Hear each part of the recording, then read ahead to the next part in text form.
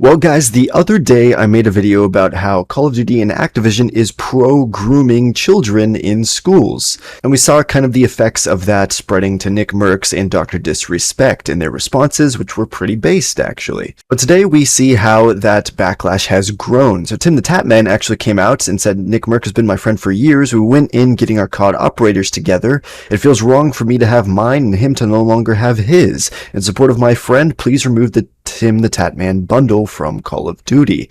And this of course is another streamer as well. So these are huge streamers going against Call of Duty and Activision for supporting grooming essentially, and supporting their friend NickMercs. And simply having the right to voice his opinion, simply saying, leave the kids alone.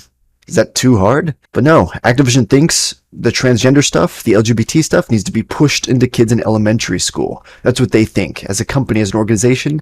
Mainly, probably because their company's full of woke employees, crazy, lunatic leftists, and or they simply want a higher ESG score, which rewards them for being more progressive and they get paid more money.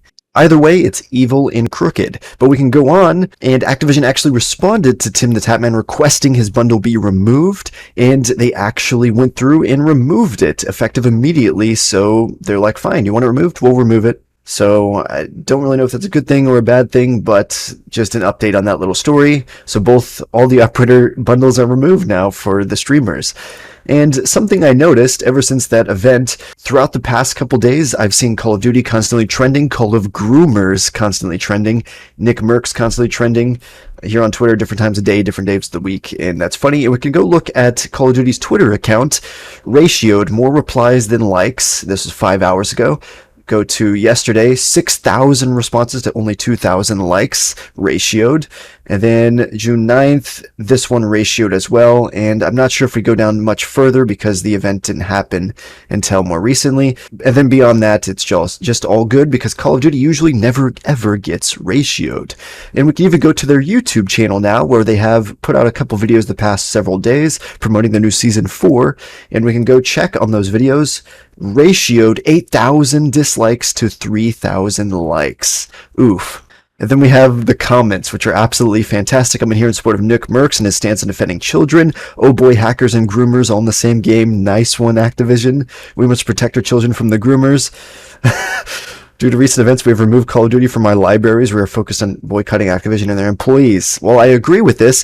Keep in mind, Call of Duty has a massive fan base, and most people probably aren't in the loop and have no idea what's going on. Another video, more recent, ratioed almost 2-to-1 dislikes to likes.